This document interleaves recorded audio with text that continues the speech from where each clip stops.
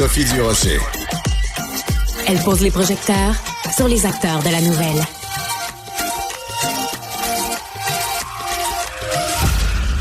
Alors, vous souvenez, coudonc, on a l'impression que j'ai bu le café. 1, 2, 3, on a l'impression que OK, on recommence. 3, 4. Vous vous souvenez sûrement, le 16 janvier dernier, donc il y a 2 semaines, le GRI Montréal avait partagé avec la population les conclusions d'un rapport sur l'intolérance des jeunes à l'école. Tous les médias en ont parlé. Il y a eu des chroniqueurs, il y a eu des entrevues, tout ça, sans avoir vu le rapport. Tu as tout à fait raison, Cybèle. Moi-même, ici, à l'émission, j'ai reçu Marie Houzeau, qui est la directrice de GRI Montréal. Je l'avais brassé un peu, pas mal, beaucoup, en disant, justement, tu sais, vous nous parlez des conclusions d'un rapport, on n'a pas vu le rapport, vous mettez la charrue avant les bœufs, puis vous sonnez et tirez la sonnette d'alarme. Donc, tout le monde attendait que le fameux rapport soit disponible. Il est maintenant disponible depuis à peu près jeudi ou vendredi dernier. Et il y a François Chapleau, qui est professeur émérite au département de biologie de l'Université d'Ottawa, qui régulièrement se prononce justement sur les questions de genre, de sexe, qui a lu le rapport, puis ce qu'il dit est très intéressant. Monsieur Chapleau, bonjour.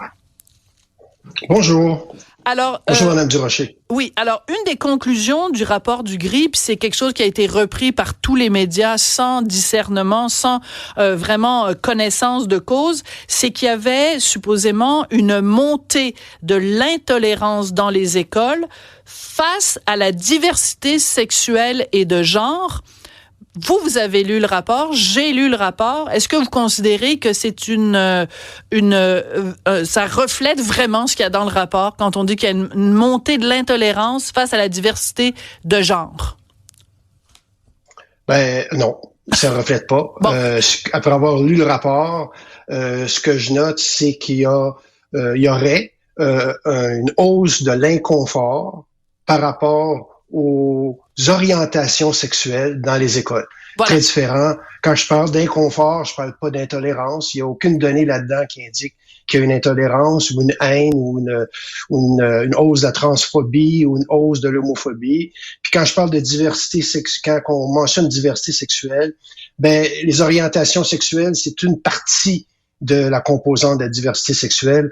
Alors, les autres composantes étant par exemple, les identités de genre ou en fait, c'est une division beaucoup plus vaste. Alors, il aurait été beaucoup plus précis de simplement dire inconfort par rapport aux orientations sexuelles. Et encore, il faudrait examiner ça attentivement. Alors, les questions qu'on a posées aux étudiants, aux élèves dans les écoles québécoises, et on leur a dit, êtes-vous un peu à l'aise, très à l'aise, un peu mal à l'aise, très mal à l'aise? Par exemple, si vous apprenez que votre meilleur ami est gay, ou par exemple, si on vous parle de 2 papas homosexuels qui ont un enfant. Et vous, ce que vous dites, Monsieur Chapleau, c'est que si quelqu'un dit « Moi, je suis pas super à l'aise si j'apprends que mon meilleur ami est gay », il peut y avoir toutes sortes de raisons qui font qu'un adolescent de, mettons, 12 ans est pas à l'aise. Ça veut pas dire qu'il est homophobe. Non, et cette perception-là, absolument pas. Ça veut pas dire qu'il est homophobe ou qui est intolérant. Puis cette question-là va être interprétée différemment si on est en secondaire 1 que si on est en secondaire 5, par exemple. Voilà. Alors, faut prendre de tout ceci. Quand je dis un inconfort, il y a tellement de variables qui sont associées avec la mesure de cet inconfort-là que on est très loin de l'intolérance ou de la haine, en tout cas. D'accord. Un autre point que vous soulevez, que je trouve important, parce que ça m'a frappé moi aussi, c'est que toutes les questions qui ont été posées aux jeunes ont à voir avec des gens qui sont homosexuels, avec l'homosexualité. Or, les conclusions de ce rapport, on parle de transphobie, on parle de personnes transgenres, de personnes queer, donc alors que le sondage portait sur LGB, lesbiennes, gays, bisexuels, les conclusions de rapport parlent de LGBTQIA plus 2, etc. Donc, c'est comme si on a un petit peu trafiqué les données pour faire croire qu'il y a une intolérance ou une transphobie. Je dirais pas ce que dire que trafiquer, mais certainement qu'on a utilisé un langage qui n'étaient pas liés directement avec les résultats de l'étude. Ça, on peut voir dans la discussion, parce que tous ces systèmes-là, c'est avec la transphobie, la haine et tout ça, c'est dans la discussion. Alors que l'étude en tant que telle ne fait que démontrer qu'il y a une hausse généralisée d'un certain mal à l'aise. Je dirais malaise, mais mal à l'aise, ne sais même pas synonyme comme terme. Puis que l'étude indique que c'est plus marqué chez les garçons, c'est plus marqué chez les gens qui pratiquent une religion, et c'est moins marqué chez les gens qui connaissent une personne homosexuelle et un couple homosexuel. C'est tout. C'est tout. Alors, qu'est-ce qu'on peut dire à partir de ceci? Pour moi, c'est très limité. La discussion aurait dû se concentrer sur pourquoi un garçon est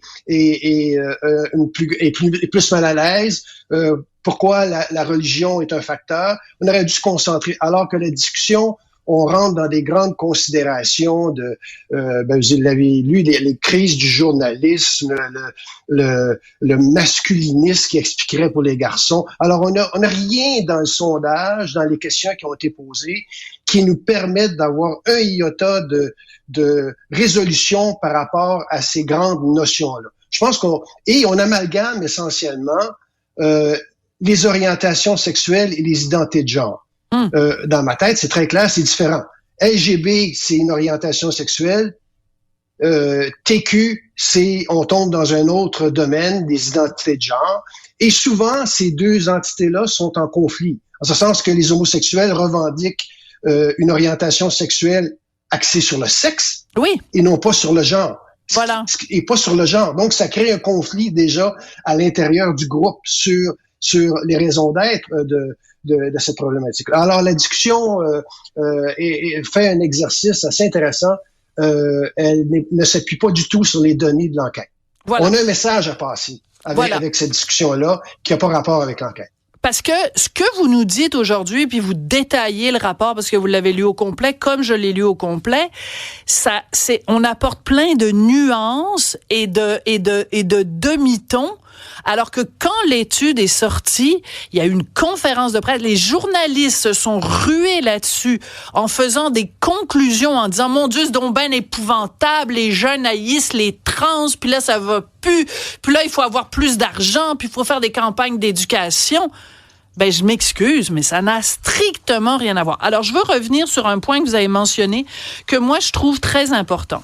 Quand ils ont fait leur conférence de presse, le GRI et la FCPQ, la Fédération donc des comités de parents, ils ont dit, comment on explique ça? Comment ça se fait qu'il y a plus d'intolérance? Ils ont utilisé le mot intolérance. Ils ont dit, il y a beaucoup de discussions dans l'espace public. On parle des drag queens, puis on parle des trans, puis tout ça, puis la montée de la droite, puis il y a beaucoup de fake news dans les journaux, puis il y a les vilains masculinistes là qui sont en train de faire une remontée, puis tout ça. Mais comme vous venez de le dire, M. Chapelot, on l'a lu, vous et moi, l'étude.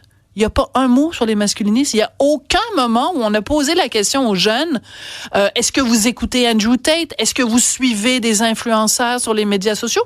Donc, au nom de quoi est-ce qu'on conclut que cette supposée intolérance est causée par les masculinistes? Je trouve ça assez grave quand même, M. Chapelot. En fait, il n'y a pas dans la discussion, comme j'ai mentionné plus tôt, un regard critique sur les résultats de l'étude comme telle. C'est-à-dire que on n'examine pas, par exemple, des choses qui seraient peut-être plus faciles à voir, par exemple. Comme quoi? Ou qui aurait, je sais pas, la réalité de la salle de classe, la réalité du discours à l'intérieur de l'école. Ça, ce sont des facteurs proximaux qui auraient probablement une résonance pour expliquer les résultats. Mais non, on a simplement laissé tout ça de côté, cette discussion-là, essayer de comprendre pourquoi les garçons auraient un plus grand inconfort avec le mal à l'aise. On aurait pu consulter un psychologue pour nous donner une réponse. Il y a peut-être quelque chose là-dedans. C'est pas ça. L'idée, c'est que on est allé dans le discours général qui n'a pas nécessairement rapport avec les orientations sexuelles. Hein. On veut dire, on parle là-dedans de choses qui ont rapport avec toute la discussion en ce moment au niveau des identités de genre. On met ça dans la discussion alors que l'étude ne parlent que d'orientation, les données ne parlent que d'orientation sexuelle. Oui, c'est important. Un bel exemple, c'est... Oui, allez-y. Oui. Un bel exemple, c'est que dans le rapport, on parle de genre. Oui. On mentionne le mot genre, je sais pas, 30 fois. On mentionne pas une fois le mot sexe. Et tout est axé sur les identités de genre. Or, dans le questionnaire, il n'y a pas une fois le mot genre. Il n'existe pas. Il n'est pas présent du tout. Alors, on parle d'hommes et de femmes. Alors, alors, quand les enfants ont rempli le questionnaire, est-ce qu'ils savaient qu'ils parlaient d'un genre ou s'ils parlaient d'un sexe? Voilà. Est-ce qu'ils savaient ce que c'était le genre? Alors, on a tout réinterprété le questionnaire en fonction d'une idéologie. C'est un petit peu un pâté chinois, là. C'est un peu un pâté chinois, oui. Et on serait pas là en train d'en parler, Monsieur Chapleau, aujourd'hui, si l'étude du GRI avait été passée sous silence. Mais je le répète encore une fois, et j'inclus tous les médias là-dedans, tout le monde est embarqué dans le wagon en disant c'était épouvantable. Il y a eu des chroniques, il y a eu des débats, il y a eu des discussions, il y a eu des entrevues. Là, il y a de l'encre qui a coulé. On a fait un éléphant avec cette affaire-là. Et aujourd'hui, vous démontez tout ça en disant, il y a rien. Il y a rien. La seule conclusion à laquelle on peut arriver, c'est que dans les écoles, il y a un malaise grandissant face à l'homosexualité. Cybèle, vas-y, puis après on va parler de religion. Vas-y. Déjà, pour vous donner un exemple, quand on parle des médias, on va prendre notre propre exemple au Journal de Québec. Le titre était, entre guillemets, un recul de 20 ans, montée inquiétante de l'homophobie dans les écoles secondaires. Donc, ça donnait un peu le ton de ce qu'on voyait dans les journaux à ce moment-là. Mais aussi, Monsieur Chapleau, vous parlez du fait qu'il n'y avait pas le mot genre dans le questionnaire. Mais ça fait partie du malaise des fois qu'on a chez les jeunes quand on parle de ça, le manque de clarté dans le vocabulaire, oui. L'incompréhension qu'on peut avoir par rapport à de quoi on parle, de quoi on discute. Donc peut-être que le malaise vient de là aussi. Donc tu sais, vous le disiez, le manque de vocabulaire ou le fait de ne pas le nommer, ben moi je pense que ça peut faire partie voilà. Des raisons pour lesquelles les gens vivent des malaises. Ils comprennent mal de quoi on parle. Voilà, mais si on fait en effet un sondage auprès des jeunes, puis on leur demande, êtes-vous à l'aise de savoir que votre meilleur ami est homosexuel? L'homosexualité, c'est être attiré par quelqu'un du même sexe. Ça n'a rien à voir avec le genre. Ça n'a rien à voir avec le genre. Donc, s'il faut un rapport qui parle du genre, alors qu'ils ont posé des questions qui parlent d'homosexualité, qui est d'aimer quelqu'un du même sexe que nous, et c'est comme, tu fais un rapport sur les carottes, mais tu as posé des questions sur les tomates. Là, ça marche pas, là. Oui, en plus, il y a une certaine confusion à la lecture du rapport concernant le questionnaire lui-même. Le questionnaire qui est utilisé actuellement par le GRI, avec toute sa série de questions, et date de 2019, alors que l'étude, elle, commence à 2017. Alors donc, je serais curieux de savoir quel était le questionnaire en 2017. J'étais la question que je me suis posée, j'ai fouillé sur le web, j'ai trouvé un questionnaire de 2017 du GRI. Et si je compare le questionnaire 2017 et 2019, il y a des différences dans l'organisation des questions, même le libellé de certaines questions. Alors, quand on fait une étude comme ceci, où on compare d'une année à l'autre, il est très important que le questionnaire soit le même, ou au moins qu'on en discute. Voilà, c'est-à-dire que si des impacts possibles. Si je dis entre 2017 et 2024, il y a une montée de l'intolérance parce qu'on a posé les mêmes questions en 2017 et en 2024 et les réponses en 2024 est différente, ben il faut que les questions soient les mêmes. Si les questions sont pas les mêmes, ta méthodologie, elle marche pas. Je suis pas scientifique, mais je suis quand même capable de comprendre ça. Un dernier point, parce qu'on va finir par manquer de temps, je vais absolument parler de la religion. J'ai reçu ici même Marie Houzeau, la directrice du GRI. Je lui ai dit, pourquoi dans vos conclusions, vous parlez de masculinisme, vous parlez des médias, des réseaux sociaux, mais vous parlez pas de la religion. Elle m'a dit, c'est parce que la religion, ça a toujours été un facteur. C'est pas un facteur qui est nouveau, alors que l'influence des masculinistes, c'est nouveau. OK, c'est correct. Mettons. On lit le rapport, vous et moi, Monsieur Chapleau, dans chacune des catégories de questions, plus l'étudiant est religieux, plus il est mal à l'aise avec l'homosexualité. Hey, je m'excuse, mais moi, si je faisais une conférence de presse, c'est la première affaire dont je parlerais. Pourquoi ils en ont pas parlé?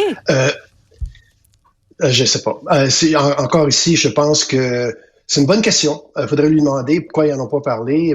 Il y a peut-être au gris une réticence à discuter de tout enjeu religieux. Je sais pas. C'est pour moi, ça me dépasse. On aurait dû aborder ceci.